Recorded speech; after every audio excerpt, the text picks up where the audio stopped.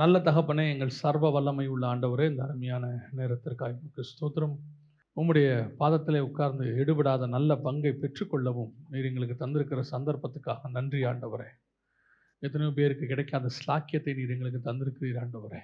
நீர் எங்களோடு கூட பேசுவீராக, இடைபடுவீராக, உம்முடைய வார்த்தைகளை அனுப்புவீராக. எங்கள் ஆண்டவர் இயேசுவின் நாமத்தில் பிதாவே. அல்லேலூயா.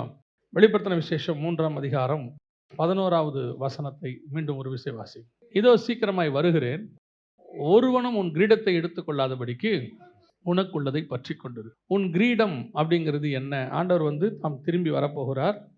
அவர் வரப்போவதற்கான அடையாளங்கள் எல்லாம் நடைபெற்று கொண்டிருக்கிறது. ஆண்டவர் வெகு சீக்கிரத்தில் நம்மை அழைத்து கொண்டு போகும்படி வரப்போகிறார். அவர் அதுக்கான அடையாளங்கள் என்னென்னலாம் சொன்னாரோ எல்லாமே நம்ம கண்ணுக்கு முன்னாடி ஒன்றன் பின் ஒன்றாக நடக்குது. அப்படி வரும்பொழுது எல்லாருமே எடுத்துக்கொள்ளப்படுவாங்களா? சர்ச்சுக்குள்ளே இருக்கிற எல்லாருமே பரலோகத்துக்கு போவாங்களா அப்படின்னா பைபிள் ஒரு இடத்துலும் அப்படி சொல்லவில்லை. பொதுவாக இன்றைக்கி நமக்கு என்ன ஒரு கருத்து இருக்குன்னா, சர்ச்சுக்குள்ளே வந்துட்டால் கண்டிப்பாக நம்ம என்ன செஞ்சுருவோம், பரலோகத்துக்கு போயிடுவோம் அப்படின்னு ஒரு கருத்து இருக்குது. இன்னும் கொஞ்சம் பேருக்கு இருக்குது, எங்கள் டினாமினேஷனில் இருந்தால் கண்டிப்பாக போயிடுவோம் அப்படின்னு சொல்ல ஒரு நம்பிக்கை இருக்குது. இன்னும் கொஞ்சம் பேருக்கு சில ஊழியங்களை நாம் தாங்கிட்டோம், மிஷினரிகளுக்கு கொடுத்துட்டோம்னா கண்டிப்பாக என்ன செஞ்சுருவோம், வருகையில் போயிடுவோம் அப்படின்றது. இந்த மாதிரி எந்த இடத்துலையுமே பைபிளில் என்ன செய்யலை, ஒரு அஷூரன்ஸ் கொடுக்கல. பைபிளில் கொடுக்குற அஷூரன்ஸே வேறு. ஆனால் இதெல்லாம் செய்யணும்.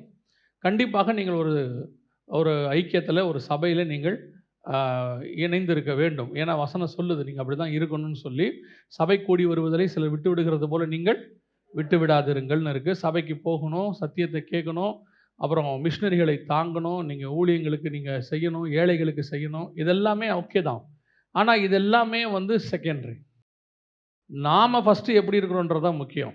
முதல்ல நித்திய ஜீவனை சுதந்திரிக்கணும். அதோடு கூட இது வரும்போது அவன் கிரிக்கத்தக்கதான பலன் அவரோடு கூட வருகிறது.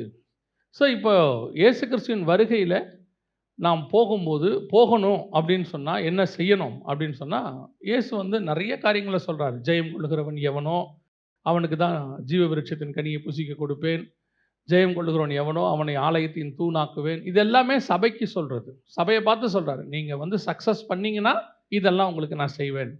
சபைக்குள்ளே வர்றது சக்ஸஸ் அல்ல, சபைக்கு வந்த பிறகு பண்ணுறது தான் சக்ஸஸ். இப்போ சபைக்குள்ளே கொண்டு வருவது கர்த்தருடைய வேலை.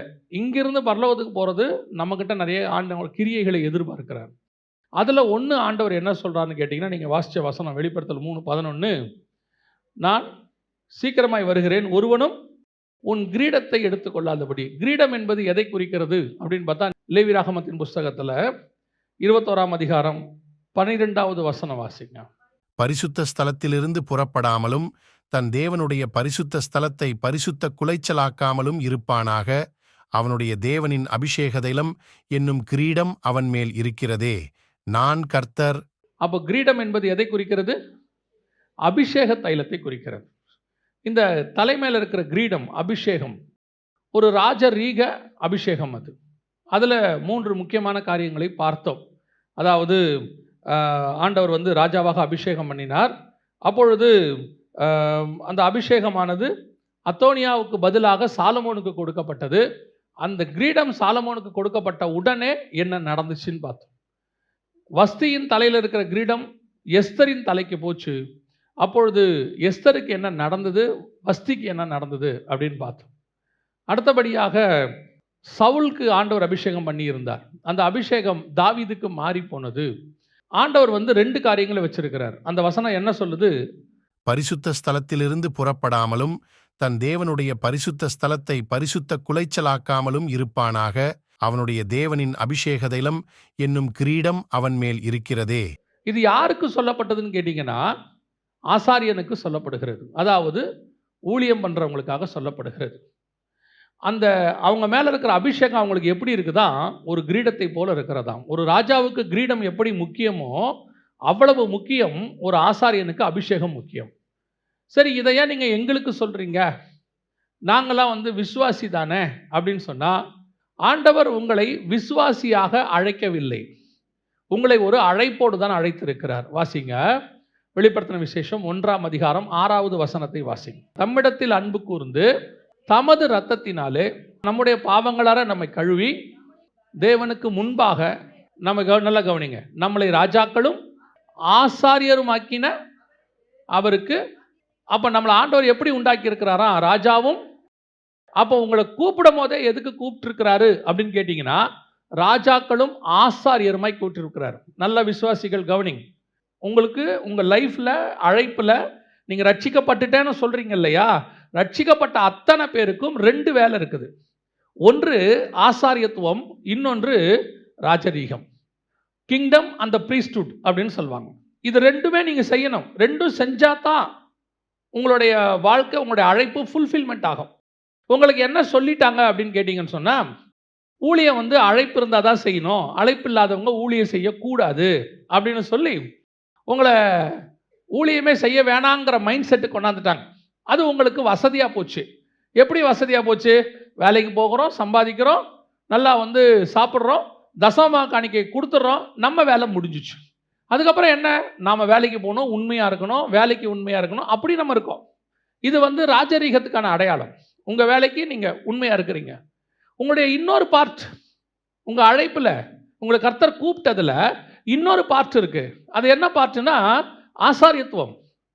அப்போ உங்களுக்கு இந்த ஊழியம் செய்யறதுக்கு, ஆசாரியத்துவம் ஊழியம் செய்யறதுக்கு அழைப்பு தேவையில்லை என்பது வேறு. 2வது, ஊழியம் என்பது உங்கள் மேல் விழுந்த கடமை, டியூட்டி. அத்தனை பேரும் மினிஸ்ட்ரி பண்ணணும். அந்த மினிஸ்ட்ரியை நீங்கள் பண்ணும்போது எந்த ஊழியத்துக்கென்று கர்த்தர் உங்களை வேறு பிரிக்கிறாரோ அதுதான் ஆரோனை போல அழைக்கப்படுதல். 5 வகையான ஊழியத்தில் ஏதோ ஒன்றுக்கு கர்த்தர் உங்களை தனியாக கூப்பிடுவார். ஆனால் அது வரைக்கும் நீங்கள் செய்ய வேண்டிய சுவிசேஷ ஊழியத்தை செஞ்சுக்கிட்டே இருக்கணும். அது உங்கள் மேல் விழுந்த கடமை. இப்போ நீங்கள் என்ன ஆயிட்டீங்கன்னா, அழைப்பு வரட்டும், அப்புறமா நான் என்ன செய்கிறேன், மினிஸ்ட்ரிக்கு போகிறேன் அப்படின்னு சொல்லிட்டு உங்களுக்கு கொடுக்கப்பட்ட உலக வேலையில் பர்ஃபெக்டாக இருக்கிறீங்க. அதில் நீங்கள் குறை வைக்கல, பர்ஃபெக்ட். ஆனால் பைபிள் சொல்லுது உங்களுடைய அழைப்பில் 2ம் இருக்குது, 2 காரியத்தையும் செய்யுது அப்படின்னு இருக்கு. இப்போ நீங்கள் +2க்கு அல்லது 10த்துக்கெல்லாம் போனீங்கன்னா, இந்த மேக்ஸ், ஃபிசிக்ஸ், கெமிஸ்ட்ரி, பயாலஜின்னு மெயின் சப்ஜெக்ட்னு வச்சுருப்பாங்க. அதுக்கு பேர் என்ன சப்ஜெக்ட்? Main subject. இதுக்கு ஸ்பெஷல் கிளாஸ் வைப்பாங்க, இதுக்கு பயங்கர கோச்சிங் கொடுப்பாங்க, டியூஷன் வைப்பாங்க, எல்லாம் செய்வாங்க. இங்கிலீஷ், தமிழுக்கு ஏதாவது இம்பார்ட்டன்ஸ் கொடுப்பாங்களா? ஆனால் இது 2 ஃபெயில் ஆனால் ஓகேவா?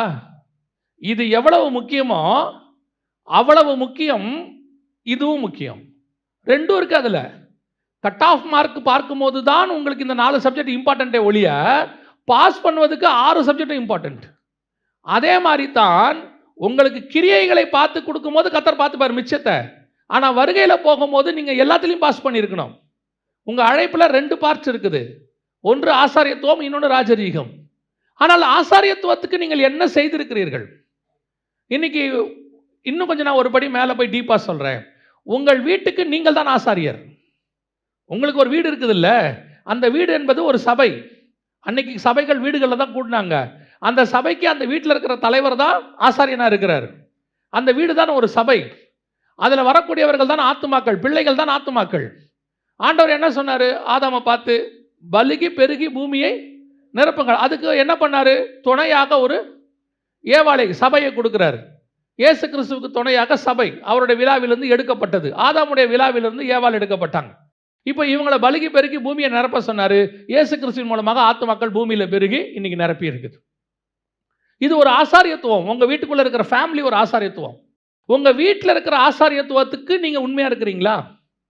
உங்கள் குடும்பத்தில் இருக்கிற ஆசாரியத்துவத்துக்கு கணவனும் மனைவியும் ஆசாரியத்துவத்துக்கு உண்மையாக இருக்கிறீங்களா? அதுதான் இன்னைக்கு கேள்வி. இன்னைக்கு நாம் குடும்பம் என்பது இந்த கடைசி காலத்தில் பிசாசினால் சீரழிக்கப்படுகிற மிக முக்கியமான கான்செப்ட். குடும்பத்தை ஒழிக்கணுங்கிறது தான் பிசாசுடைய திட்டம். அதை அவன் என்ன செஞ்சிடறான்னா, இந்த விஷனே உங்களை விட்டு எடுத்துட்டான். கணவனை பொறுத்த வரைக்கும் என்னவா மாறிடுது? வெளியே போகிறோம், வரோம், சம்பாதிக்கிறோம், காசு கொடுக்குறோம், நம்ம வேலை முடிஞ்சிருச்சு. நம்ம ஒர்க் என்னவாயிருச்சு? முடிஞ்சிருச்சு. காசு கொடுத்தாச்சு, அவங்க மிச்சத்தை அவங்க பார்த்துக்கணும். மனைவியை பொறுத்த வரைக்கும் என்ன விஷயம்? கேட்குற காசை நீங்கள் கொடுத்துருங்க, உங்களுக்கு தேவையானது வீட்டில் இருக்கிறத நாங்கள் பார்த்துக்கிறோம். இப்போ இருக்க நிலைமை என்ன? வீடு ஆசாரியத்துவத்துக்குள்ளே இருக்குதா? ஊழியத்துக்குள்ளே இருக்குதா? பிள்ளைகளுக்கு படின்னு சொல்கிறீங்களே, பிள்ளைகளுடைய ஆவிக்குரிய காரியத்துக்கு என்ன இம்பார்ட்டன்ஸ்? இன்னைக்கு வீடு அதை கொடுக்குதா? இம்பார்ட்டன்ஸ் கொடுக்குதா? உங்களை பொறுத்த வரைக்கும் பிள்ளைகள் என்னவா மாறணும்? இன்ஜினியர் ஆகணும், டாக்டர் ஆகணும், கலெக்டர் ஆகணும். என்னைக்காவது உங்கள் பிள்ளை ஆவிக்குரிய வாழ்க்கையில் அடுத்த லெவலுக்கு போகணும்னு யோசிக்கிறீங்களா? அடுத்து உங்கள் பிள்ளையை ஆண்டவர் என்கிட்ட ஒரு ஆத்மாவை கொடுத்துருக்கிறாரு, இந்த ஆத்மாவுக்கு கர்த்தர் என்ன ஃபியூச்சர் வச்சிருக்கிறாரு? அவனுக்கும் ஆசாரியத்துவம் இருக்கு, அவனுக்கும் ராஜரீகம் இருக்கு. அவனுடைய ராஜரீகத்துக்கு நீங்க படிப்பு கொடுக்குறீங்க. படிக்கிறவனுக்கு படிப்பை வச்சு மேலே வருவான். படிப்பு வரலையா, அவன் கர்த்தரை வச்சு மேலே வந்துடுவான். எல்லாருக்கும் கர்த்தர் எல்லாருக்கும் ஒரு வழிவாசலை வச்சிருக்கிறார். உங்க பிள்ளையினுடைய ஆத்மாவினுடைய அடுத்த தலைமுறை ஆசாரியத்துவத்துக்கு நீங்கள் என்ன இம்பார்ட்டன்ஸ் கொடுத்துருக்கிறீங்க? அப்போ இந்த அபிஷேகம் உங்க மேல வச்சதான ஆசாரியத்துவ அபிஷேகம் இருக்கிறதா? முதல்ல அது ஒரு கிரீடம்னு பைபிள் சொல்லுது. இதுல என்ன விஷயம்னு பார்த்தீங்கன்னா, ஆசாரியத்துவம் என்பது ஒன்று, கிரீடம் என்பது ராஜரீகம். ரெண்டும் சேர்றதுக்கு பேர் தான் மெல்கிசேதேக்கின் முறைமைன்னு சொல்லுவாங்க. இதான் நியூ டெஸ்ட்மெண்ட். இந்த நியூ டெஸ்ட்மெண்ட்ல ஒன்று போனால் கூட ஓல்டு டெஸ்ட்மெண்ட்டாக மாறிடும். ஆசாரியத்துவம் இருந்து ராஜ்யபாரம் தனியாக இருந்துச்சுன்னா அது ஓல்டு டெஸ்ட்மெண்ட். ராஜ்யபாரம் இருந்து ஆசாரியத்துவம் தனியாக இருந்தால் அதுவும் ஓல்டு டெஸ்ட்மெண்ட். ரெண்டும் சேர்ந்து இருந்தால் தான் நியூ டெஸ்ட்மெண்ட். இப்போ ஆண்டவர் வரும்போது உங்களுக்கு டெஸ்ட் எதுக்கு வைக்க போறாரு? நியூ டெஸ்ட்மெண்ட்டுக்கு தான் டெஸ்ட் வைக்க போறாரு. ஏன்னா நம்ம நியூ டெஸ்ட்மெண்ட் சர்ச். அப்போ நியூ டெஸ்ட்மெண்ட் சர்ச்சில் இருக்கிறவங்க ரெண்டுத்தையும் பாஸ் பண்ணணுமே. நீங்கள் ரெண்டுத்தையும் பாஸ் பண்ணக்கூடியவர்களாக இருக்கிறீங்களா? ரெண்டுத்திலையும் பேலன்ஸாக போயிட்டு இருக்கிறீங்களா? இல்லையே. இன்னைக்கு நீங்க உலக பிரகாரமான ஆசாரியத்துவ ராஜரீகத்துக்கு கொடுக்கிற இம்பார்ட்டன்ஸ், வேலைக்கு, எதிர்காலத்துக்கு, சம்பாத்தியத்துக்கு கொடுக்கிற இம்பார்ட்டன்ஸ் இன்னைக்கு ஆசாரியத்துவத்துக்கு இருக்குதா? உங்க வீட்டில் நீங்களே சும்மா அப்படி யோசிச்சு பாருங்க. எத்தனை மணி நேரம் ஸ்கூலுக்கு டைம் கொடுக்குறீங்க? எத்தனை மணி நேரம் ஆஃபீஸுக்கு டைம் கொடுக்குறீங்க? எத்தனை மணி நேரம் தேவனுக்கு டைம் கொடுக்குறீங்க? யோசிச்சு பாருங்க. ஒரு போலீஸ் ஆஃபீஸர் என்கிட்ட சொன்னார். அப்போ அவருக்கு ஒரு ப்ரொமோஷன் வருது, டபுள் மடங்கு சம்பளம் ஆகுது. 3 மாசமா சொல்றாங்க, அவர் வாங்க மாட்டேங்கிறார். வாங்காம இந்த போஸ்டிங்லேயே தான் உட்காந்துருக்கிறார். அப்போ அவர் வீட்டுக்கு போகும்போது அவங்க வீட்டில் அந்த சிஸ்டர் சொன்னாங்க, பாருங்க பாஸ்டர், நீங்களாவது சொல்லுங்க, ப்ரொமோஷன் வருது, நல்ல சம்பளம் அப்படின்னும் போது அவர் சொன்னார், பாஸ்டர் நான் அந்த வேலைக்கு போகிறது ஒன்றும் பெரிய விஷயம் இல்லை, ஒரே சைன் தான், ஓகேன்னு சொன்னால் கொடுத்துருவாங்க. ஆனால் இன்னைக்கு நான் சர்ச்சுக்கு போகிற மாதிரி அதுக்கு போக முடியாது. இன்னைக்கு நான் பைபிள் வாசி ஜோம் பண்ணுற மாதிரி அது செய்ய முடியாது. ஊழியத்துக்கு போகிற மாதிரி போக முடியாது. ஏன்னா அது டஃப் ஜாபு. அதுக்கு போயிட்டா நைட்டு கூப்பிடுவாங்க, காலையில் எப்போ வேணால் கூப்பிடுவாங்க. என் ஸ்பிரிச்சுவாலிட்டி அடி வாங்கும். இதுதான் ஆசாரியத்துவத்துக்கு கொடுக்குற இம்பார்ட்டன்ஸ். இன்னைக்கு நம்ம கொடுக்குறோமா? இன்னைக்கு நம்மளுடைய கான்சன்ட்ரேஷன் அது மேலே இருக்குதா? பேசும்போதெல்லாம் பணம், பேசும்போதெல்லாம் எதிர்காலம், பேசும்போதெல்லாம் படிப்பு, பேசும்போதெல்லாம் என்ன பண்ண போற, அடுத்த ஜெனரேஷன் என்ன ஆகும், உங்கள் ஆத்மாவை குறித்து எந்த அளவுக்கு நீங்கள் கான்சன்ட்ரேட் பண்ணி இருக்கிறீர்கள், அதுதான் கேள்வி. அப்போ உங்களுக்கு ஆண்டவர் கொடுத்த அந்த அபிஷேகம், கிரீடம், ஆசாரியத்துவம் என்று சொல்லக்கூடியதான அந்த அபிஷேக தைலம் இன்னும் இருக்குதா இல்லை போயிருச்சா? அப்போ அந்த ஆசாரியத்துவம், ஆண்டவர் கொடுத்ததான ஸ்பிரிச்சுவாலிட்டி, ஆவிக்குரிய காரியம் இருக்கா? உங்களுக்குள்ள இந்த அபிஷேகம் இன்னும் இருக்கா? இந்த ஆசாரியத்துவம் ஏன் போகுது? வாசிங்க 1 சாமுவேலின் புஸ்தகம் 2ஆம் அதிகாரம் 30வது வசனத்தை வாசிங்க. ஆகையால் இஸ்ரவேலின் தேவனாகிய கர்த்தர் சொல்லுகிறதாவது, உன் வீட்டாரும் உன் பிதாவின் வீட்டாரும் என்றைக்கும் என் சந்நிதியில் நடந்து கொள்வார்கள் என்று நான் நிச்சயமாய்ச் சொல்லியிருந்தும், இனி அது எனக்கு தூரமாயிருப்பதாக. என்னை கனம் பண்ணுகிறவர்களை நான் கனம் பண்ணுவேன், என்னை அசட்டை பண்ணுகிறவர்கள் கனவீனப்படுவார்கள் என்று கர்த்தர் சொல்லுகிறார். நல்லா கவனிங்க. இது ஆண்டவர் ஏலியை பார்த்து சொல்ற ஒரு வார்த்தை. ஏலி யாரு? பிரதான ஆசாரியன். இந்த பிரதான ஆசாரியனாக இருக்கிற ஏலிக்கு அவங்களுடைய ஆதி தகப்பன் ஆரோனுக்கு கர்த்தர் ஒரு வாக்குத்தத்தம் பண்றார். யாத்ராகமம் 40:13-14. ஆரோனுக்கு பரிசுத்த வஸ்திரங்களை உடுத்தி எனக்கு ஆசாரிய ஊழியம் செய்யும்படிக்கு அவனை அபிஷேகம் பண்ணி அவனை பரிசுத்தப்படுத்துவாயாக. அவன் குமாரரையும் வரச்செய்து அவர்களுக்கு அங்கிகளை உடுத்தி அவர்கள் எனக்கு ஆசாரிய ஊழியம் செய்யும்படி அவர்களையும் அவர்கள் தகப்பனை அபிஷேகம் பண்ணினபடியே அபிஷேகம் பண்ணுவாயாக. அவர்கள் பெறும் அந்த அபிஷேகம் தலைமுறை தோறும் நித்திய ஆசாரியத்துவத்துக்கு ஏதுவாயிருக்கும் என்றார். ஆரோனுக்கு ஒன்று சொல்றாரு, உன் மேல ஒரு அபிஷேகத்தை நான் கொடுக்குறேன், அது உன் பையன் பையன் பையன் தலைமுறை தலைமுறை தலைமுறையா அந்த அபிஷேகம் அப்படியே இருக்கும்பா, அது நித்தியமா இருக்கும்பா அப்படின்னு சொன்னார். அந்த தேவன் தான் 1 சாமுவேலின் புஸ்தகத்தில் சொல்றாரு, நான் இந்த விஷயத்தை ஆரோனுக்கு சொன்னேன், நான் நித்தியமா இருக்கும்னு சொன்னேன், ஆனால் எனக்கு அது இப்போ எப்படி இருக்கிறது? தூரமா இருப்பதாக. அந்த வார்த்தையை நான் தள்ளிடுறேன்பா. உனக்கு கொடுக்கப்பட்ட அபிஷேகம் யார்கிட்ட சொல்றாரு? ஏலிகிட்ட சொல்றாரு. ஏன், என்ன காரணம்? இந்த அபிஷேகத்தை இப்பவும் சொல்றேன், உங்க மைண்ட்ல இருந்து எடுத்துருங்க. ஊழியக்காரன் வேற, விசுவாசி வேறன்னு எடுத்துருங்க.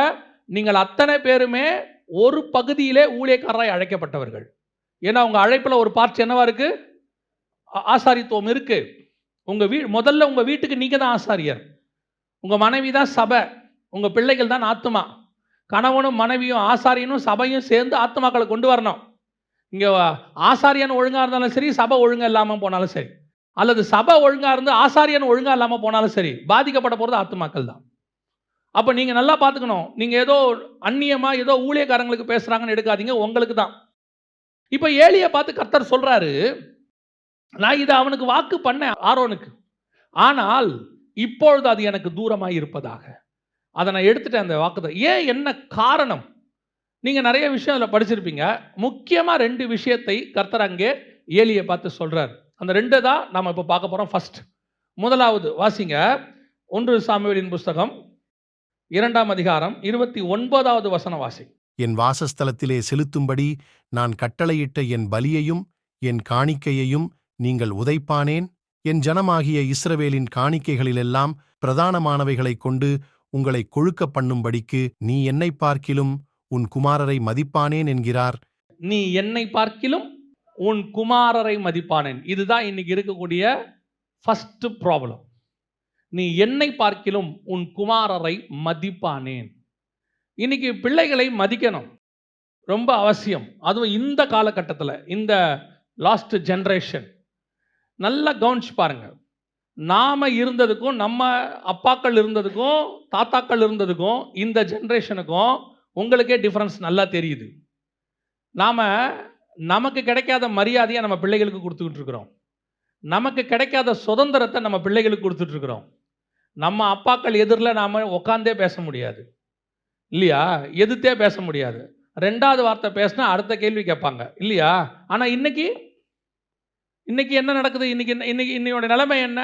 இன்னைக்கு ஜென்ரேஷன் எங்கே போகுது? இதெல்லாம் நம்ம உலக பிரகாரமாக சொல்கிறோம். அது ஒரு பக்கம் இருக்கட்டும். ஸ்பிரிச்சுவலி கர்த்தருக்கு இம்பார்ட்டன்ஸா, குமாரருக்கு இம்பார்ட்டன்ஸா?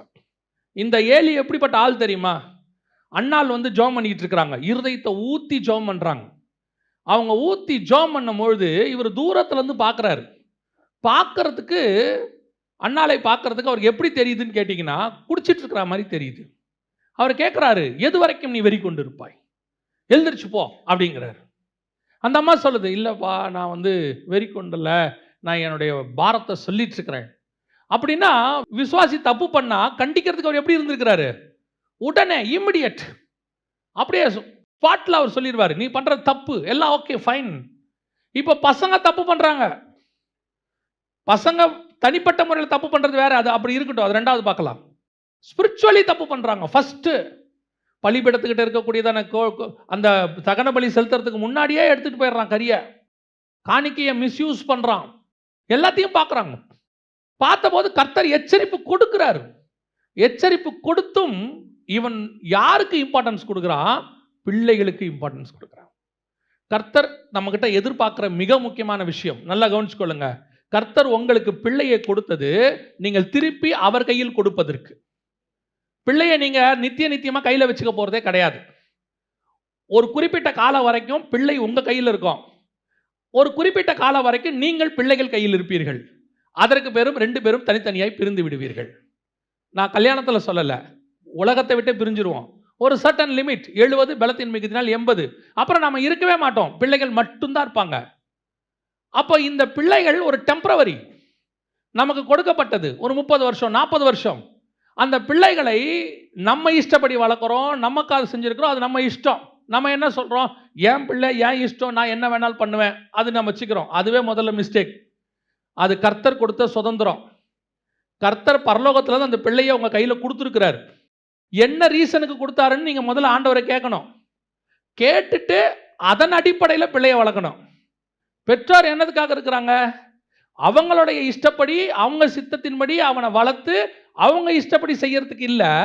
கர்த்தர் எனக்கு பிள்ளையை கொடுத்துருக்கிறார், அந்த பிள்ளையை வளர்த்து கொடுன்னு பார்வோனுடைய குமாரத்தை கொடுத்துருக்கிறா. அதை வளர்த்து யார்கிட்ட கொடுக்குறா? அதை பெற்றெடுத்த தாய்கிட்ட கொடுக்குறா. அந்த தேவன் அப்படிதான் உங்ககிட்ட கொடுத்துருக்காரு. நீங்க தான் பெற்றெடுத்தீங்க, ஆனா தேவன் உங்களுக்கு கொடுத்தது காரணம் என்ன தெரியுமா? அவருக்கு வளர்த்து கொடுக்கும்படிக்கு. இப்ப நாம அந்த சித்தத்தையே செய்யறது இல்லை. கர்த்தருக்கு இம்பார்ட்டன்ஸ் இல்லை, பசங்களுக்கு இம்பார்ட்டன்ஸ். இன்னைக்கு இன்னும் கொஞ்சம் பேர் இருக்காங்க, பிள்ளைகளை எப்படி பார்க்குறாங்க தெரியுமா? விக்கிரகம் மாதிரி பார்க்குறாங்க. இப்பவும் சொல்றேன், பிள்ளைகள் கர்த்தர் உங்களுக்கு கொடுத்த சுதந்திரம். அதை கர்த்தருக்கு ஏற்றபடி வளருங்கள். கர்த்தர்ட்ட கேளுங்க. கர்த்தர் குடுக்கும்போதே கேளுங்க. இது எதுக்கு குடுத்தீங்க ஆண்டவரே? இந்த பிள்ளைய ஏன் குடுத்துருக்கிறீங்க? இது எதுக்காக பரலோகம் எனக்கு குடுத்துருக்குது? பாருங்க, பைபிள்ல ஒரு பிள்ளைய கூட ஆண்டவர் சும்மா குடுக்கல. ஒவ்வொரு பிள்ளைக்கு பின்னாடியும் கர்த்தருக்கு என்ன இருந்துச்சு? திட்டம் இருந்துச்சு. உங்களுக்கு கொடுத்த பிள்ளைக்கு பின்னாடியும் திட்டம் இருக்கு. அத ஆண்டவர்ட்ட கேட்கணும். நம்ம கேட்கறதில்ல. பேர் வைக்கும்போதாவது அத கேட்டுட்டீங்கன்னா நல்லா இருந்திருக்கும். நான் பைபிள்ல இருந்து கத்துக்கிட்டத உங்களுக்கு சொல்றேன். அவனுக்கு கர்த்தர் வைக்கிற பேர்லயே அவனுடைய லைஃப் ஆண்டவர் சொல்லி வச்சிருப்பார். அதிலேயே நீங்க கண்டுபிடிச்சுக்கலாம். அவனை என்னத்துக்காக ஆண்டவர் வச்சிருக்கிறாருன்னு சொல்லி. நம்ம பேரையே மாத்திருவோம். நம்ம பல நேரங்களிலே தேவ சித்தம் என்ன என்பதை கேட்கறது கிடையாது. எனக்கு இஷ்டம், என் வாழ்க்கை, என் பையன், என் பொண்ணு. ஆண்டவர் சொல்றாரு, நீ என்னை விட அவர்களை அதிகமாய் நேசிக்கிறாய். ஃபர்ஸ்ட் ப்ரிஃபரன்ஸ் நீ எனக்கு தான் கொடுக்கணும். என்கிட்ட கேள். ஏன்னா பிள்ளையை கொடுத்தது நான். என்ன கேளு, அவங்கள என்ன வளர்க்கணும் நான் சொல்றேன். நான் என்னுடைய அனுபவத்தில் சொல்றேன். சில பெற்றோருக்கு பிள்ளைகள் இந்த ஸ்கூல்ல படிச்சா தான் கரெக்டா இருக்கும் அப்படின்னு சொல்லி கடனை உடனே வாங்கி அந்த பிள்ளை படிக்கிறதுக்குள்ள இவர் கடன்காரனா மாறிடுறார். ஃபீஸ் கட்ட முடியாம தடுமாறி. நான் ஆரம்பத்தில் ஊழியத்துக்கு வந்த புதுசுல எனக்கு அவ்வளவா செலவு பண்ணுறதுக்கு எனக்கு வழி கிடையாது. அப்போ ஆண்டவர்கிட்ட நான் கேட்டேன், ஆண்டவரே இந்த பிள்ளையை படிக்க வைக்கணும். எங்கே படிக்க வைக்கணும், என்ன படிக்க? எனக்கும் நிறைய ஆசை இருந்துச்சு. இப்பவும் சொல்கிறேன், ஆஸ் அ ஃபாதராக எனக்கு நிறைய ஆசை இருந்துச்சு. என்னுடைய மகளை இப்போ படிக்க வைக்கணும், என் மகனை இப்படி. கர்த்தர் என் மகளுக்கு ஒரு சீட் கொடுத்தாரு. அதை நான் ஃபீஸ் கட்டக்கூடிய அஃபோர்டபுள் ப்ரைஸில் இருக்கக்கூடிய ஒரு காலேஜ். அதை நான் தேடலை, தானாக வந்துச்சு. நான் தேடின காலேஜ் வேறு. 3 வருஷம் பேச்சுலர்ஸ் முடிச்சு, மாஸ்டர்ஸ் முடிச்சு, அதை ஃபீஸ் கட்டுறதுக்கு ஆண்டவர் கடன் இல்லாமல் கட்டுறதுக்கு கர்த்தர் கிருபை தந்தார். எல்லாத்தையும் முடிக்கிறதுக்கு. இப்படி ஒவ்வொரு விஷயத்திலையும் பரலோகம் உங்களோடு கூட உடன் வரும், உங்களுக்கு போதிக்கும், உங்களை நடத்தும். நீங்கள் அந்த அப்படியே ஆண்டவர்கிட்ட படிக்க வைக்கிறதுலேருந்து ஒவ்வொரு காரியத்தையும் கேட்டு பாருங்க. உங்கள் பிள்ளைகளை பரலோகம் டேக் கேர் பண்ணி நடத்தும். உங்களுக்கு அது பேர்டனாகவே இருக்காது. பிள்ளைகள் ஆசீர்வாதம் தானே, பிள்ளைகள் கர்த்தர் கொடுக்குற ஆசீர்வாதம் தானே. அப்போ அதோட வேதனை வரக்கூடாது இல்லை? அப்படி தானே பைபிள் சொல்லுது. கர்த்தர் ஆசீர்வாதத்தோட என்ன பண்ண மாட்டார்? வேதனையை கூட்ட மாட்டார். ஏன் பிள்ளை வளர்க்குறதுக்கு உங்களுக்கு இவ்வளோ வேதனையாக இருக்குது? படித்து முடிக்கிறதுக்குள்ள போதும் போதும் ஆகுதுங்கிறாங்க. ஏன் உங்களுக்கு போதும் போதும் ஆகுது? உங்கள் நோக்கம் என்ன? உங்களுடைய காரியம் என்ன? நீங்கள் உங்கள் இஷ்டப்படி நடத்திட்டீங்க எல்லாத்தையும். அதனுடைய விளைவு என்ன? ஃபீஸ் கட்ட முடியல, படிக்க வைக்க முடியல, எப்படி இதுக்கப்புறம் என்ன செய்யறதுன்னு முடியல. அவன் போகிறான், அவன் போய் பாதியிலே நிறுத்திட்டு வந்துடுறான் படிக்கிறத. இது நிலைமையில் பிள்ளைகளுக்கு தேவ சித்தத்தை தாண்டி போய் எங்கெங்கேயோ போய் இன்னைக்கு பிள்ளைங்கள்லாம் கொலாப்ஸ். பெற்றோர் இப்போ புலம்புறாங்க, என்ன செய்யலாம், ஏது பண்ணலாம்? நன்றாய் கவனித்துக் கொள்ளுங்கள். உங்கள் பிள்ளைகளை கையில் வாங்குற அன்னையிலிருந்து ஆண்டவர்கிட்ட கேட்டுக்கிட்டே இருக்கணும், இவங்களை என்ன பண்ணணும், நான் என்ன செய்யணும், எனக்கு எதுக்கு கொடுத்தீங்க, அவங்களுக்கு வைக்கிற பேர்லேருந்து கர்த்தரை கேட்கணும், என்ன பண்ணணும்னு சொல்லுங்கன்னு. இன்னைக்கு நமக்கு நிறைய ஆசை இருக்குது, அதில் எந்த மாற்று கருத்தும் இல்லை. நம்ம ஆசையெல்லாம் போடுறதுக்கு பிள்ளைகள் கிடையாது. நமக்கு ஆசை, என் பிள்ளையை அப்படி கொண்டாடணும், இப்படி கொறணும். அதனுடைய விளைவு என்ன? தேவ சித்தத்தை தாண்டி போயாச்சு, தேவ சித்தத்தை விட்டு அகைன்ஸ்டா போயாச்சு. இப்போ நாளைக்கு பிள்ளை தேவனுக்கு அகைன்ஸ்டா நிற்கிது.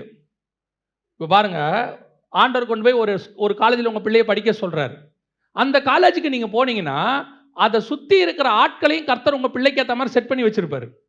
கர்த்தர் சொல்லுகிற இடத்தில் பிள்ளை இருந்தால் எங்கேயுமே கெட்டு போகாது.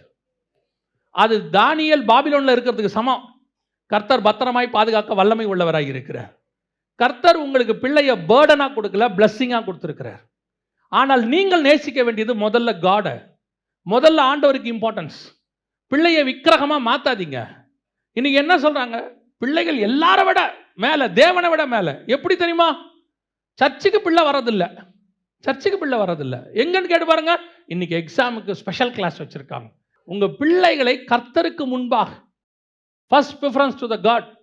இது கடைசியில் என்ன ஆக்கிருச்சு தெரியுமா? ஏலியினுடைய ஆசாரியத்துவத்தையே தூக்கிருச்சு. ஆண்டவர் சொல்லிட்டார், நீ எப்போ என்னோட உன் பிள்ளையை அதிகமாக நேசிச்சியோ. ஆபிரகாமுக்கு என்ன டெஸ்ட் வச்சார் தெரியுமா? நம்ம எல்லாருக்கும் தெரியும். ஆனால் அந்த டெஸ்ட் வைக்கும் போது அவர் சொல்கிற வார்த்தை தான் ரொம்ப இம்பார்ட்டன்ட். 22ஆம் அதிகாரம் ஆதியாகமத்தில் 1 சொல்வார். அந்த டெஸ்ட் வைக்கும் போது ஒன்று சொல்வார். என்ன வார்த்தை சொல்வாருன்னா, அப்பொழுது அவர், உன் புத்திரனும் உன் ஏகசுதனும் உன் நேசகுமாரனுமாகிய ஈசாக்கை நீ இப்பொழுது அழைத்து கொண்டு மோரியா தேசத்துக்குப் போய் அங்கே நான் உனக்கு குறிக்கும் மலைகள் ஒன்றின் மேல் அவனை தகனபலியாக பலியிடு என்றார். உன்னுடைய அன்பான பையனை எனக்கு தான்றாரு. கேட்கும் போதே டெம்ப்ட் பண்றாரு. அவனை கேட்கும் போது உன் பையனை கொடுப்பான்னு கூட கேட்கல. ஒரே ஒரு பையன் வச்சிருக்கல, ரொம்ப நேசிக்கிறல்ல, அவனை கொடுத்துரு. அந்த இடத்துல நல்லா கவனிச்சு பாருங்க. ஆபிரகாம் துக்கம் அடைந்தான்னு இருக்கவே இருக்காது. ஆபிரகாம் வேதனை அடைந்தான்னு இருக்காது. ஆனா இஸ்மவேலை அனுப்ப சொல்லும் போது ஆபிரகாமுக்கு எப்படி இருந்தது? துக்கமாய் இருந்தது. ஆனா இங்க ஆண்டவருக்கு கேட்கும் போது அவனுக்கு ஒரு துக்கமும் இல்லை. அவனுக்கு நல்லா தெரியும், இதை கொடுத்தவர் இவனை என்ன செய்ய வேண்டும் என்றும் அவர் ரெடி பண்ணி வச்சிருப்பார். இவனை மரித்தாலும் உயிரோடு கொண்டு வர அவரால் முடியும். கர்த்தருக்கு கொடுக்கறதுக்கு அவனுக்கு துக்கமே கிடையாது. கர்த்தருக்கு கொடுக்கறதுக்கு அவனுக்கு வேதனை கிடையாது. இன்னைக்கு கர்த்தருக்கு கொடுக்கறதுக்கு உங்களுக்கு பையனை கொடுக்க உங்களுக்கு சந்தோஷமா, பொண்ணை கொடுக்க சந்தோஷமா? ஊழியத்துக்கு போலாம்ப்பா, முதல்ல படிச்சுட்டு தான் ஊழியத்துக்கு வரணுங்கிறது நல்லது, வேணான்னு சொல்லல. ஆனா நீங்க படிப்பா அவனுக்கு என்னப்பா கொடுக்குறீங்கன்னா சேஃப்டியா கொடுக்குறீங்க. நாளைக்கு ஒருவேளை ஊழியத்தில் ஒன்றும் இல்லாமல் போயிட்டா வேலையாவது இருக்கும். கர்த்தர் கேட்கும் போது பையனை ஊழியத்துக்கு கொடுக்குற இன்ட்ரெஸ்ட் இருக்குதா? என்னைக்காவது ஒரு சிலர் தவிர என்னைக்காவது உங்கள் பிள்ளையை ஊழியத்துக்கு ஒப்பு கொடுத்துருக்கிறீங்களா? ஆனால் நான் உங்களுக்கு ஒன்று சொல்லுகிறேன், செல்வ சீமானாய் இருந்த ஆபிரகாம் தம்முடைய பிள்ளையை எந்த துக்கத்தோடும் தேவனுக்கு தரவில்லை. அவன் சந்தோஷமாய் கொண்டு போய் கொடுத்தான். எப்தாவுடைய பொண்ணு பலி சொன்ன உடனே அவ சொல்றா, நான் முதல்ல கொஞ்சம் என்ன பண்ணிக்கிறேன், கன்னிகளுக்கான காரியங்கள்லாம் செஞ்சு முடிச்சுட்டு அப்புறமா சாக வரேன்னு சொல்றா. ஆனால் ஆபிரகாம் பாருங்க, பிள்ளையை கேட்ட உடனே இன்னும் ஒரு வாரம் என் பிள்ளையோட இருந்துக்கிற ஆண்டவரே, ஒரு 3 நாள் இருந்துக்கிற ஆண்டவரேன்னு கேட்கல. மறுநாள் எப்போ எழுந்தானா? அதிகாலை வெயிட் பண்ணிட்டே இருக்கான். எப்போ கர்த்தருக்கு கொடுக்கலாம். நாளைக்கு கேட்டார் ஆண்டவர், டிலே பண்ணவே வேண்டாம், நாளைக்கு காலையில் as soon as possible எழுந்திரிச்சான். ஏர்லி மார்னிங் எழுந்திரிச்ச உடனே கர்த்தருக்கு கொண்டு போயிட்டான். இதுதான் கர்த்தருக்கு பிள்ளையை கொடுத்தல். நல்லா தெரிஞ்சுக்கொள்ளுங்க, இன்ஜினியராக இருக்கிறவனோ டாக்டராக இருக்கிறவங்களோ பரலோகத்துக்கு போவாங்கிறது கன்ஃபார்ம் இல்லை. ஆனால் பிள்ளையை ஊழியத்துக்கு ஒப்பு கொடுத்தீங்கன்னா உங்கள் பிள்ளையை ஹெவன்லி கவர்மெண்ட்டுக்கு ஒப்பு கொடுத்துருக்கிறீங்க. நீங்கள் ஹெவன்லி கவர்மெண்ட்டுக்கு ஒர்க் பண்ண ஒப்பு கொடுத்துருக்கிறீங்க. இன்னைக்கு பிள்ளைகளை எப்படி நேசிக்கிறோம்? கர்த்தரை விட அதிகமாக நேசிக்க தொடங்கிட்டோம். கர்த்தருக்கே கொடுக்க மாட்டோம். நாம் தேவனுக்கு கொடுப்பதுக்கு ரெடியாக இருக்கணும். எந்த நேரத்திலும் சரி, ஃபர்ஸ்ட் ப்ரிஃபரன்ஸ் காட், ரெண்டாவது தான் பிள்ளை. இந்த ஆர்டரை மாற்றக்கூடாது. சில நேரத்தில் பிள்ளைகள் உங்களை புரிஞ்சுக்க மாட்டாங்க. நீங்கள் காடுக்கு கொடுக்குற இம்பார்ட்டன்ஸை அவங்களுக்கு கொஞ்சம் கோபம் வரும். அவங்களே சொல்லுவாங்க, எங்கள் அப்பா அம்மாவுக்கு எங்கள் மேலே பாசமே இல்லை, ஆண்டவர் ஊழியன் ஓடுறாங்க, கர்த்தருக்கு தான் இம்பார்ட்டன்ஸ் கொடுக்குறாங்க, எங்களுக்கு கொடுக்கறதில்லன்னு சொல்லுவாங்க. அதை பற்றி கவலையே படாதீங்க. ஒரு நாள் உங்கள் நீதி அவர்களுக்கு முன்பாக தெரியும். ஒரு நாள் அவங்க சொல்லுவாங்க, எங்கள் அப்பா அம்மா நீதிமானாக இருந்தார்கள், அவர்கள் எங்களை கர்த்தருக்குள் வளர்த்தார்கள். ஒரு ஊழியக்காரர் அவருடைய சாட்சி புக்கில் எழுதியிருக்கிறாரு, காலையில் பைபிள் வாசிக்காட்டி அவங்க வீட்டில் டிஃபனே தரமாட்டாங்களாம். சாப்பாடு பிரேக்ஃபாஸ்ட் கிடையாது, காலைல பைபிள் வாசித்தா தான் பிரேக்ஃபாஸ்ட். அப்போ ஒரு நாள் சொன்னாராம், நான் இன்னைக்கு பைபிள் வாசிக்க மாட்டேன் அப்படின்னு. அவங்க சொன்னாங்களா, உனக்கு பிரேக்ஃபாஸ்ட் கிடையாது. உடனே அவர் சொன்னாராம், பார்ப்போம். மத்தியானம் வரைக்கும் வாசிக்கலையாம், மத்தியானம் சாப்பாடும் கிடையாது. சாயங்காலம் வரைக்கும் பைபிள் வாசிக்கலையாம். அவங்க அம்மா சொன்னாங்களா, நைட்டும் சாப்பாடு கிடையாது. அப்புறம் கேட்டாராம், உங்களுக்கு என்னை விட பைபிள் தான் முக்கியமா? அவங்க சொன்னாங்களா, நீ பைபிள் வாசிச்சா தருவேன், இல்லைன்னா தரமாட்டேன். அன்னைக்கு அவர் கோபத்தோட போய் பைபிள் வாசிச்சுட்டு, இப்படி ஒரு தாய் தகப்பனை எனக்கு கொடுத்தீங்களே ஆண்டவரே, ஈவிரக்கமே இல்லையே இவங்களுக்கு அப்படின்னு சொல்லிட்டு பைபிள் வாசிச்சுட்டு சாப்பிட்டாராம். ஆனால் ஒரு நாள் வந்தது, அவருடைய சாட்சி புக்கில் எழுதுறாரு, அன்றைக்கு என் தாய் தகப்பன் கர்த்தருக்குள் என்னை பைபிள் வாசிக்கிறதிலும் ஜெபத்திலும் நடத்தினது இன்று என்னை கொண்டு வந்து ஊழியக்காரனாய் நிறுத்தி இருக்கிறது. சில நேரத்தில் ஸ்பிரிச்சுவலி நாம் எடுக்கிற முடிவு நம்ம பிள்ளைகளுக்கு தப்பாக தோன்றும். ஐயோ, அப்பா எந்த பேரண்ட்ஸ் டீச்சர்ஸ் மீட்டிங்கும் வரவே மாட்டாரு, ஊழியன்னு ஓடுறாரு, எங்களுக்கு எது ஒன்றும் நிற்க மாட்டேங்கிறார், எல்லாமே எங்கள் அம்மா தான் வராங்க, அப்பா வர்றதில்லை. சில நேரத்தில் நமக்கு தோணும், ஐயோ பிள்ளைகள் நம்மளை வெறுத்துருவாங்களோன்னு. ஆண்டவர் சொல்வார், நீ போ, உன் நீதி ஒரு நாள் விளங்கும். அதை தெரியப்படுத்துகிற காலம் ஒன்று வரும். பல நேரங்களில் நாம் தேவனுக்கு முன்பாக செய்கிறது பிள்ளைகளுக்கு முன்பாக தெரியாது, ஆனால் செய்ய வேண்டியது தேவனுக்கு. அதை பிள்ளைகளுக்கு தெரியப்படுத்த கர்த்தர் வல்லமை உள்ளவராக இருக்கிறார். அல்லேலூயா. ரெண்டாவது, ஏலிகிட்ட இருக்கக்கூடிய இன்னொரு பிரச்சனை என்ன? வாசிங்க, 1 சாமுவேலின் புஸ்தகம் 3ஆம் அதிகாரம் 13வது வசனம். அவன் குமாரர் தங்கள் மேல் சாபத்தை வரப்பண்ணினதை அவன் அறிந்திருந்தும் அவர்களை அடக்காமல் போன பாவத்தின் நிமித்தம். ஆசாரித்துவத்தை மொத்தமா தூக்குனதுக்கு 2வது ரீசன் என்ன தெரியுமா? அவன் தப்பு செய்யறான்னு தெரியுது, காடுக்கு விரோதமா போறான்னு தெரியுது, அவன் பலிபீடத்துக்கிட்ட தப்பு செய்யறான்னு தெரியுது, கர்த்தருக்கு விரோதமான காரியங்களில் அவன் நடக்கிறான்னு தெரியுது. ஆனால் அவர்களை அவன் அடக்கவில்லை. ஆனா அண்ணால பேசும்போது நல்லா பேசினான், பிரதான ஆசாரியனா இருக்கும்போது நல்லா பேசுறான். ஆனா இங்க பிள்ளைகள் தேவனுக்கு விரோதமாய் போகும் பொழுது அவர்களுக்கு என்ன இல்லை? அடக்காமல் போனது நிமித்தம். இந்த ஜெனரேஷன் எப்படின்னு கேட்டீங்கன்னா, அவன் வந்து ஃப்ரெண்ட்லியா இருக்க விரும்புறான். ஏன்னா அவன் பார்க்குறான், இந்த ஜென்ரேஷனில் எல்லாரையும் பார்க்குறான், ஃப்ரெண்ட்லியா இருக்க விரும்புகிறான். அப்பா கிட்ட நல்லா ஜாலியாக பேச விரும்புகிறான், அம்மா கிட்ட ஜாலியாக பேச விரும்புகிறான். அப்பா எப்படிப்பட்டவராக இருக்கிறாரு? சில அப்பாக்கள் எப்படி இருக்கிறாங்கன்னா, அவங்க அப்பா கிட்ட எப்படி இருந்தாரோ அப்படி தான் பையன் நம்மக்கிட்ட இருக்கணும்னு நினைக்கிறாங்க. அப்போது இந்த ஜென்ரேஷன் கிட்ட நீங்கள் பழகும் போது பெற்றோரை கொஞ்சம் என்ன செய்யுங்க, கொஞ்சம் ஃப்ரெண்ட்லியாக இருங்க. இது நீங்கள் கொஞ்சம் அட்ஜஸ்ட் பண்ணணும் பெற்றோர். ஆனால் அதே நேரத்தில் ஸ்பிரிச்சுவலி ராங்காக போகும்போது கண்டிக்க வேண்டியது உங்களுடைய வேலை. You must spiritually. இன்னைக்கு என்ன நடக்குது? பைபிள் வாசிக்க மாட்டேறான், ஜெபம் பண்ண மாட்டேங்கிறான், சர்ச்சுக்கு வர மாட்டேங்கிறான். அதெல்லாம் யார் மம்மி வருவா, போர் அடிக்குது அப்படிங்கிறான். நீ வந்து தான் ஆகணும்னு சொல்லணும். Spiritually you must. உங்கள் பிள்ளைய நீங்கள் வந்து கண்டிப்பாக தான் வைக்கணும், சொல்லணும். இப்படி தான், இதுதான், நாங்கள் இப்படி தான் இருக்கணும். அதை செய்யாத பட்சத்தில் உங்கள் அபிஷேகம் போகும் என்று வேதம் சொல்லுது. இன்னைக்கு நாம் எங்கே மிஸ்டேக் பண்ணுறோம் தெரியுமா?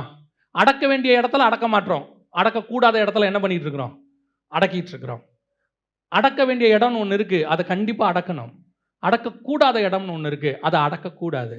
ஏன்னா இப்போ தண்ணி இருக்குது, தண்ணியை எங்கே அடக்கணும்? குழாயில் கண்டிப்பாக என்ன செஞ்சிடணும்? தண்ணியை மூடி வைக்கணும். மூடி வச்சா தான் அது வேஸ்ட் ஆகாமல் இருக்கும். அதே நேரத்தில் 6 ஊற்று வருது பார்த்தீங்களா, அதை என்ன பண்ணக்கூடாது? அடக்கக்கூடாது. அடக்கினீங்கன்னா ஊற்று போயிடும், தண்ணி இல்லாமல் போயிடும்.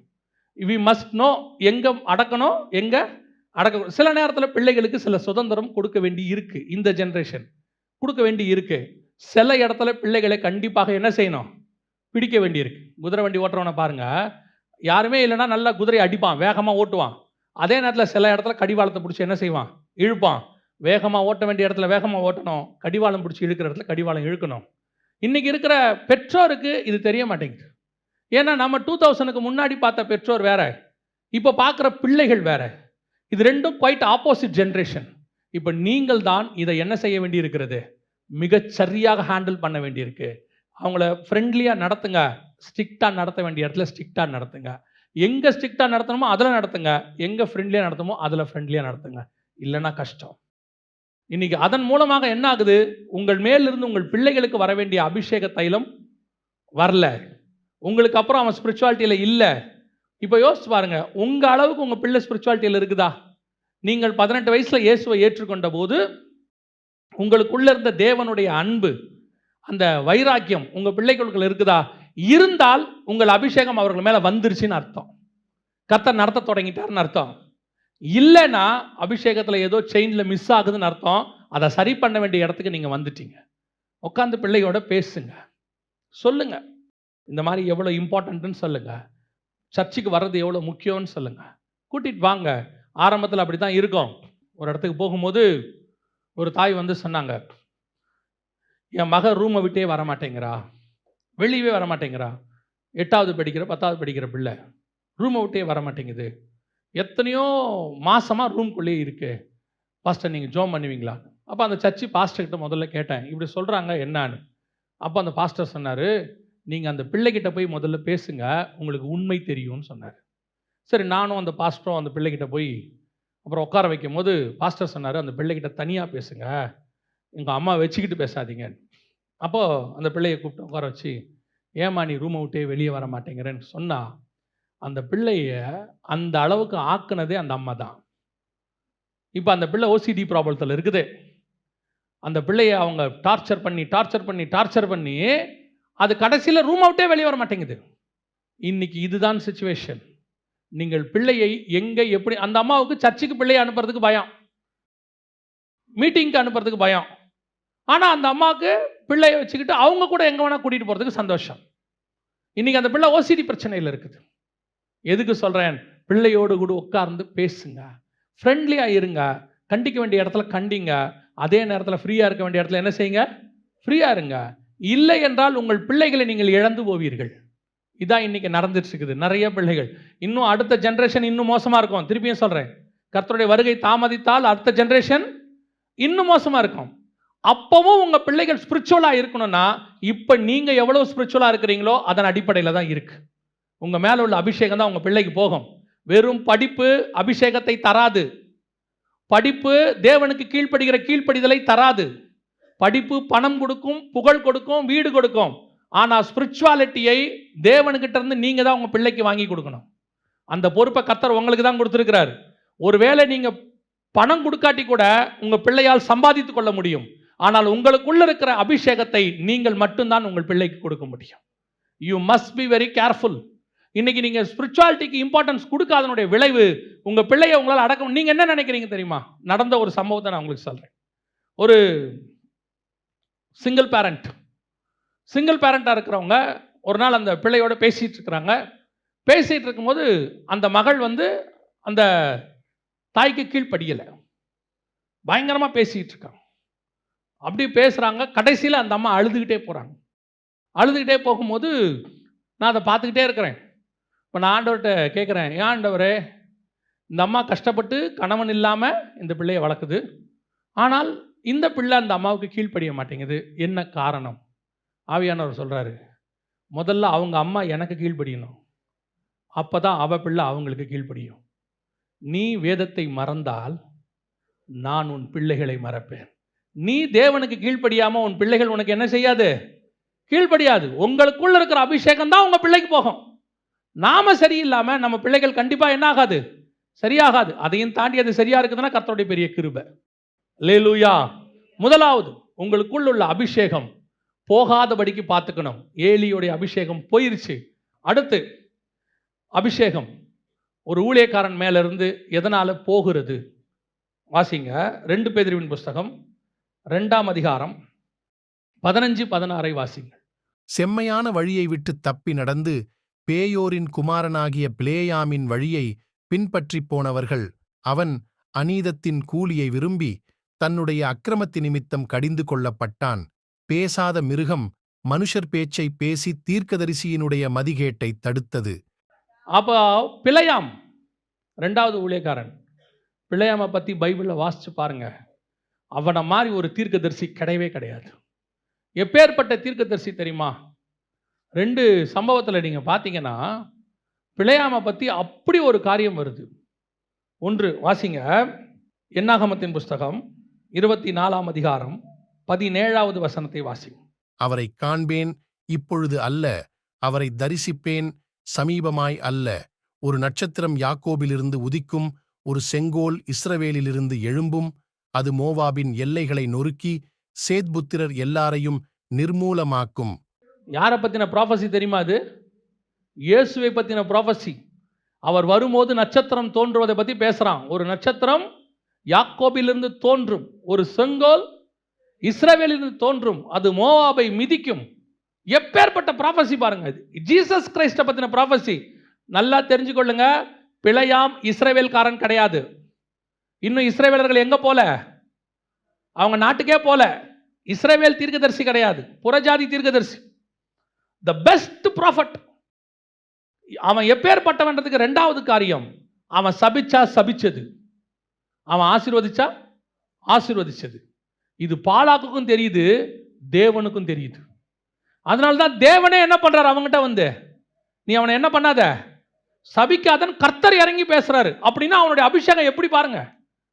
இப்போ அந்த அபிஷேகத்தை தான் கர்த்தர் நம்ம கையில் கொடுத்துருக்கிறார். நீ ஆசீர்வதிக்கிறவர்களை நான் ஆசீர்வதிப்பேன், நீ சபிக்கிறவர்களை நான் சபிப்பேன். அந்த அபிஷேகம் யார் மேல இருக்குது? நம்ம மேல இருக்குது. அவன் முதலாவது இயேசு வரதை பத்தி தீர்க்க தரிசனம் சொன்னான். நம்ம வரப்போற இயேசுவை பத்தி பேசிக்கிட்டு இருக்கிறோம். அந்த அபிஷேகத்தை கர்த்தர் நம்ம மேல கொடுத்திருக்கிறாரு. ஆனால் இந்த அபிஷேகம் எதனால போச்சு? பிலேயாமுக்கு எதனால போச்சு? அந்த வசனம் என்ன சொல்லுது? வாசிங்க 2 பேதுரு 15-16. செம்மையான வழியை விட்டு தப்பி நடந்து பேயோரின் குமாரனாகிய பிலேயாமின் வழியை பின்பற்றிப் போனவர்கள். அவன் அநீதத்தின் கூலியை விரும்பி அநீதத்தின் கூலி. இந்த அநீதத்தின் கூலி திருப்பி இன்னொரு ஆளுக்கு யாருக்கு ஆண்டவர் பைபிள்ல சொல்வார் தெரியுமா? யூதாஸுக்கு சொல்வார். காசுக்காக எல்லாவற்றையும் விடுகிறவர்கள், காசுக்காக மினிஸ்ட்ரி பண்ணுகிறவர்கள், காசுக்காக ஸ்பிரிச்சுவாலிட்டியை யூஸ் பண்ணுகிறவர்கள், அவங்ககிட்ட இருக்கிறது பெரிய கிஃப்ட், பயங்கரமான ப்ராஃபிட். ஆனா எதுக்கு போனான் தெரியுமா? பாலாகி ஏதாவது கொடுப்பான். ப்ராஃபஸியை எதுக்கு சொல்றது? கூலிக்கு சொல்றது, தன்னுடைய அபிஷேகத்துக்கு விலை பேசுறது. இன்னைக்கு ஒரு குரூப் இருக்கு, ஊழியத்தின் பாதையிலும் இருக்கு, ஆவிக்குரிய வாழ்க்கையிலும் இருக்கு. கர்த்தர் உங்களுக்கு கொடுத்திருக்கிறதான கிஃப்டை, கர்த்தர் உங்களுக்கு கொடுத்திருக்கிற டேலண்டை காசுக்காக நீங்கள் கூலிக்காக பயன்படுத்துவீர்களானால் பிலேயாமினுடைய நிலைமை உங்களுக்கும் வரும். இன்னைக்கு அபிஷேகத்தை எங்க இழக்கிறோம்? பணம் தேவை, அதுல எந்த மாற்று கருத்தும் தெரியல. ஏன்னா வாழ்க்கைக்கு கண்டிப்பா என்ன வேணும்? பணம் வேணும். அது வாழ்க்கைக்கு தான் பணம் வேணுமே ஒழிய பணம் வாழ்க்கை அல்ல. பணம் இருக்கிற எத்தனை பேருக்கு வாழ்க்கை இல்லை? எத்தனை கோடீஸ்வரன் பணத்தை வச்சுட்டு கிடக்கான், வேலைக்காரங்க இருக்காங்க, பசங்க அமெரிக்காவில் இருக்காங்க, வாட்ஸ்அப்லேயே பார்த்துக்கிறாங்க, செத்தாலும் யூடியூப்லேயே பார்த்துக்கிறாங்க, புதைக்கிறதையும் யூடியூப்லேயே பார்த்துக்கிறாங்க. இது என்ன வாழ்க்கை?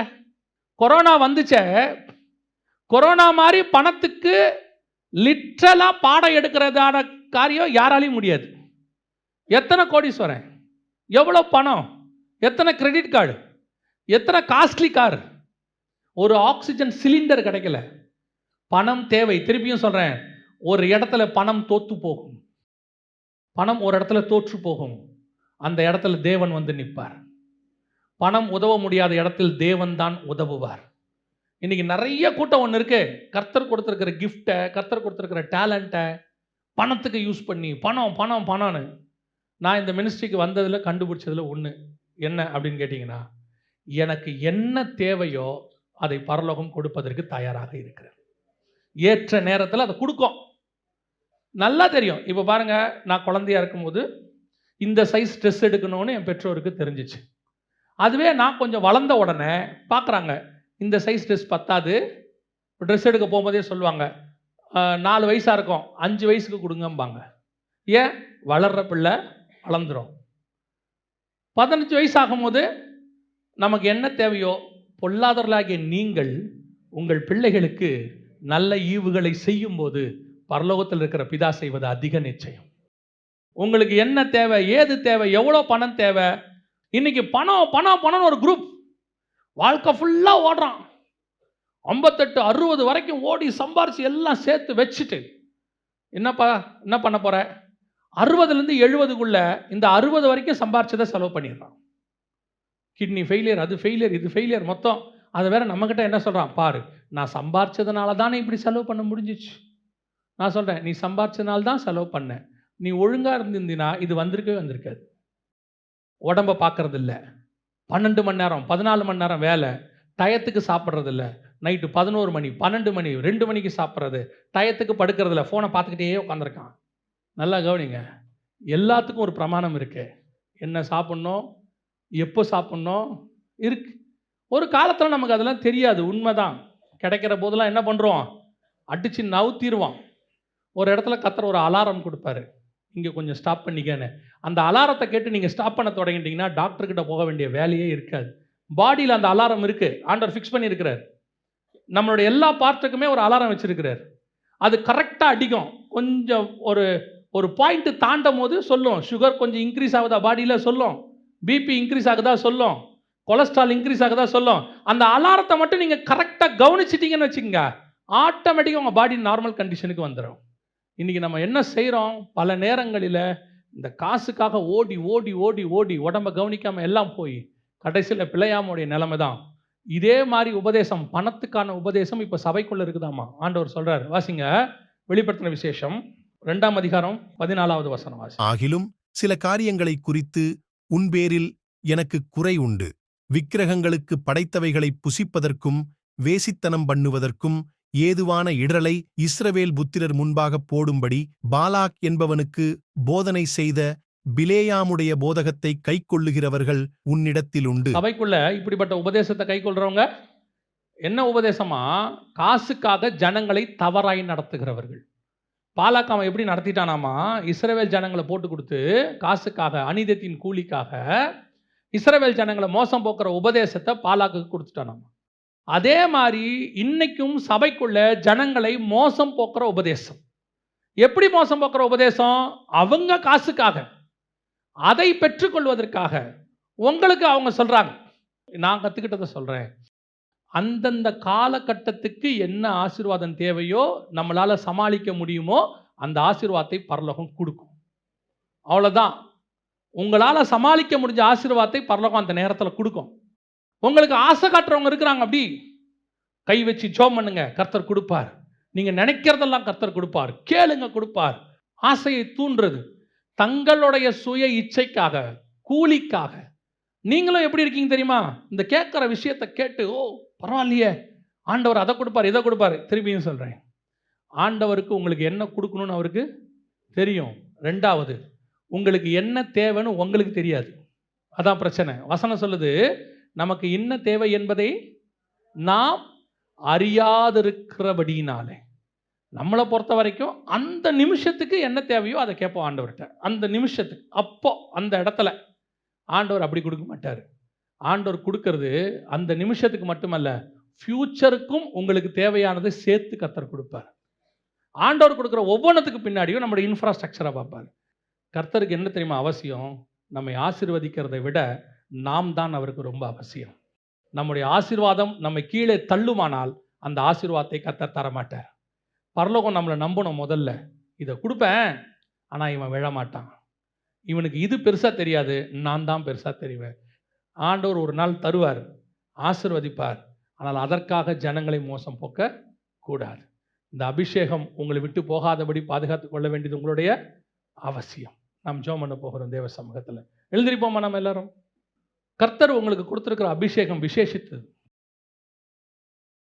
அதை இழந்து போகாதபடிக்கு பாதுகாத்து கொள்ள வேண்டியது நம்முடைய பொறுப்பு. அதைத்தான் ஆண்டவர் சொல்றார் சபையை பார்த்து, இதோ நான் சீக்கிரமாய் வருகிறேன், உனக்குள்ள கிரீடத்தை நீ பற்றி கொண்டு. கிரீடம் என்றால் அபிஷேகம். இந்த அபிஷேகத்தை கர்த்தர் கொடுத்திருக்கிறார். அதை யாருக்காகவும் இழக்கக்கூடாது. ஏலி தன் குமாரருக்காக இழந்து போனான். தன் குமாரரை அடக்காமல் போனான். பிலேயாம் காசுக்காக அந்த அபிஷேகத்தை இழந்து போனான். கேயாசி காசுக்காக அந்த அபிஷேகத்தை இழந்து போனான். யூதாஸ் 30 வெள்ளி காசுக்காக அந்த மகா பெரிய மேன்மையான அப்போஸ்தலர் பட்டத்தை இழந்து போனான்.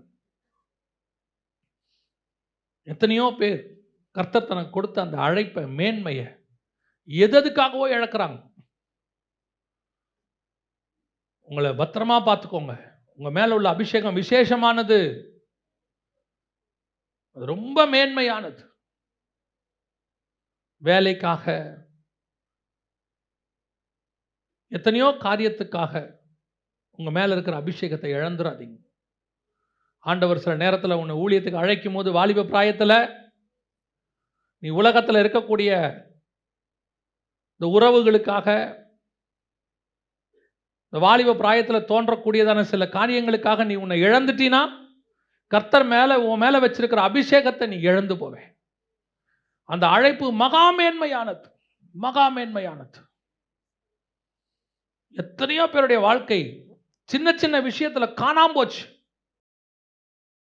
இந்த பிசாசு துரத்தி வரும், அந்த காரியங்களை காட்டும், நன்மை தீமை அறியத்தக்க கனியை கொண்டு வரும்.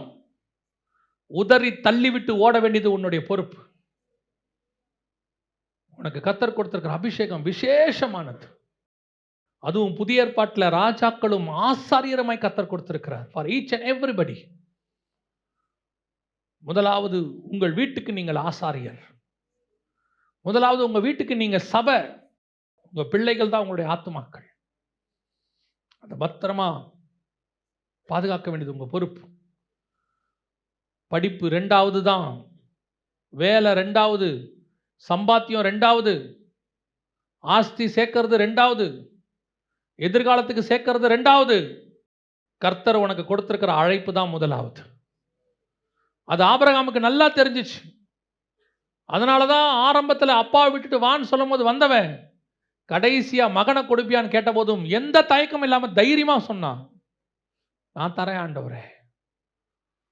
இதுதான் கர்த்தர் உங்க மேல வச்சிருக்கிற அபிஷேகத்தினுடைய வல்லமை. நாம் ஜெபிக்க போகிறோம் இப்பொழுது. ஒருவேளை கர்த்தர் கொடுத்த அபிஷேகம் ஏதோ சில காரணங்களுக்காக கொஞ்ச நாள் ஊழியமே பண்ணாம ஊழியத்தை மறந்து ஆண்டவர் சிலருக்கு அழைப்பை கொடுத்தாரு. அதை அசட்டை பண்ணிட்டு, நல்ல வேலை, நல்ல சம்பாத்தியம், கொஞ்சம் பேர் மனைவி பிள்ளைகளை காப்பாற்றணும், குடும்பத்தை காப்பாற்றணும்னு அந்த அழைப்பை அசட்டை பண்ணிட்டு, கொஞ்சம் பேர் வாலிப பிராயத்தில் சந்தோஷமா இருக்கணும்னு சொல்லி அந்த அழைப்பை அசட்டை பண்ணிட்டு நீங்க வந்து இங்க நிக்கலாம். ஆண்டவர் சொல்றார், அழைத்த அழைப்பும் கிருபா வரங்களும் மாறாதவைகள். உன் மேல வச்ச அழைப்பை நான் இன்னும் உறுதிப்படுத்துறேன்.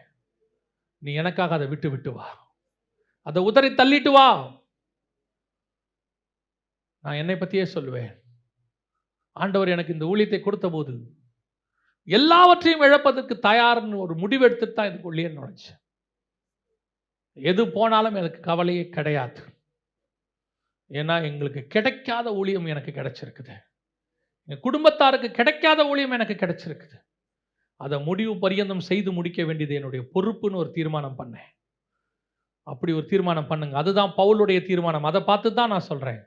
அதான் பவுலுடைய தீர்மானம். பசியோ, பஞ்சமோ, பட்டயமோ, நிர்வாணமோ, நாசமோசமோ, கிறிஸ்துவின் அன்பை விட்டு என்னை பிரிப்பவன் யார்? இந்த அழைப்புக்காக எல்லாத்தையும் உதறி விட்டுட்டு ஓட ரெடியா இருங்க. What ever it is. ஒப்பு கொடுப்போமா தேவ சமூகத்தில்? ஒருவேளை ஆண்டவர் உங்களுக்கு சொல்லி நீங்க இழந்திருந்தீங்கன்னா, அசட்டை பண்ணியிருந்தீங்கன்னா, தள்ளி இருந்தீங்கன்னா, இன்னைக்கு கர்த்தர் அதை புதுப்பிக்க விரும்புகிறார். நீங்க இழந்து போனவைகளை மீண்டும் தர விரும்புகிறார். நீ இழந்து போனதை திருப்பிக் கொள்வாய் என்று தாவீதுக்கு சொன்ன ஆண்டவர் உங்களுக்கும் அந்த வாக்குத்தத்தத்தை நினைவு கூறுகிறார். ஒருவேளை கர்த்தருக்கு சித்தமானால் வருகிற வருஷம் நீ இழந்து போனவைகளை திருப்பிக் கொள்ளுகிற வருஷமாக இருக்கும்.